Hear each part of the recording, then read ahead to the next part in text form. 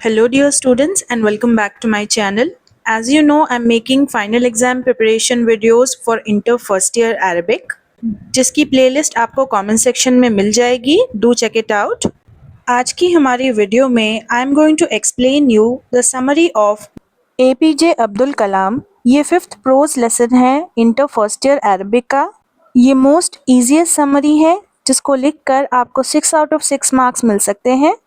So let's begin. APJ Abdul Kalam was a famous scientist and the President of India. His full name was Abul Pakir Zainul Abidin Abdul Kalam. He was born on 15th October 1931 in Tamil Nadu. He became the 11th President of India. He won many big awards like Padma Bhushan, Padma Vibhushan and Bharat Ratna. He was the president from 2002 to 25th July 2007.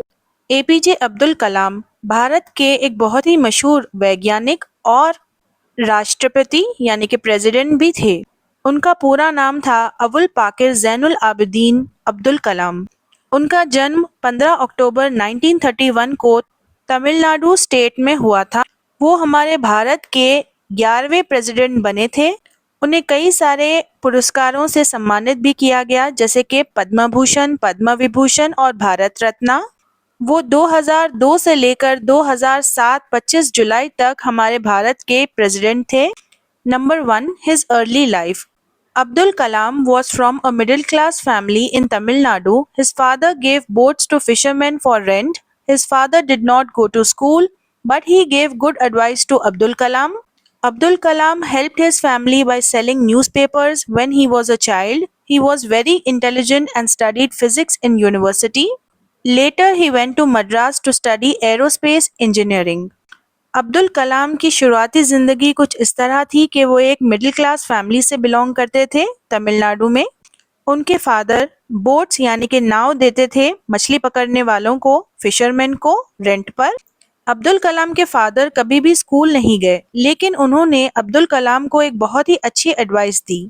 Abdul Kalam ने अपने परिवार की मदद की newspaper को बेचकर जब वो एक छोटे बच्चे थे. वो बहुत ही ज़्यादा इंटेलिजेंट इंसान थे. उन्होंने यूनिवर्सिटी में फिजिक्स पढ़ा था. बाद में वो मद्रास यूनिवर्सिटी चले गए और वहाँ पर जाकर एरोस्पेस इंजीनियरिंग सीखी. एरोस्पेस इंजीनियरिंग में हवा और स्पेस में चलने वाले व्हीकल्स को डिज़ाइन करते हैं. His work life. In 1960, Abdul Kalam finished his studies at IIT Madras and started working at DRDO, Defense Research and Development Organization. He made a small flying machine for Indian Army, but he did not like his job there. In 1969, he joined ISRO, Indian Space Research Organization. He became the project director for India's first satellite launch vehicle SLV-3. In July 1980, this rocket sent the Rohini satellite into space.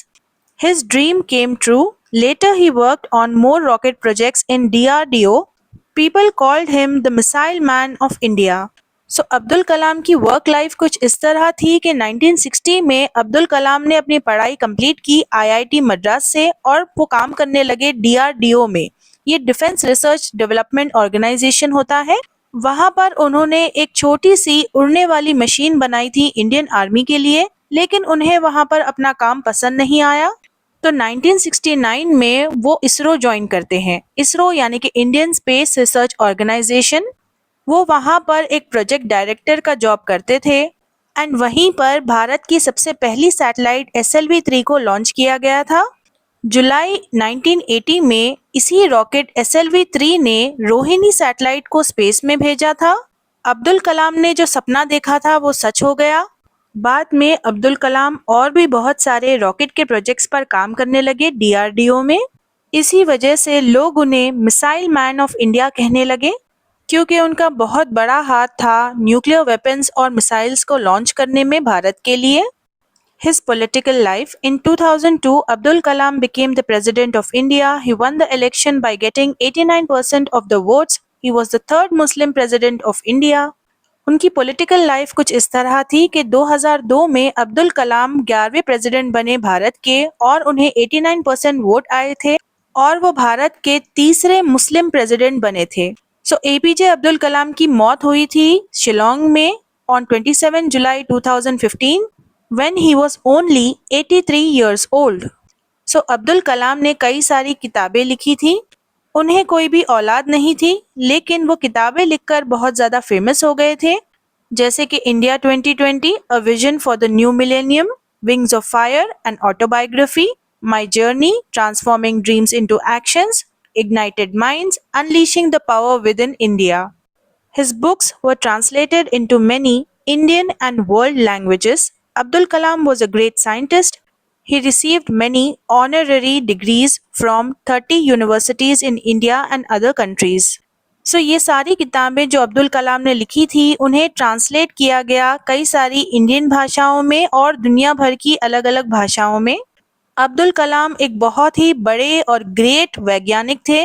उन्हें तकरीबन 30 universities से सम्मान के तौर पर degrees दी गई, ना सिर्फ भारत में बल्कि दूसरे देशों में भी। Students, if I was able to help you, then don't forget to hype this video. And if you want easy notes, then contact me on my Telegram ID and do check out the playlist that I gave in the comment section and hit the bell icon to get notified for my next upcoming video.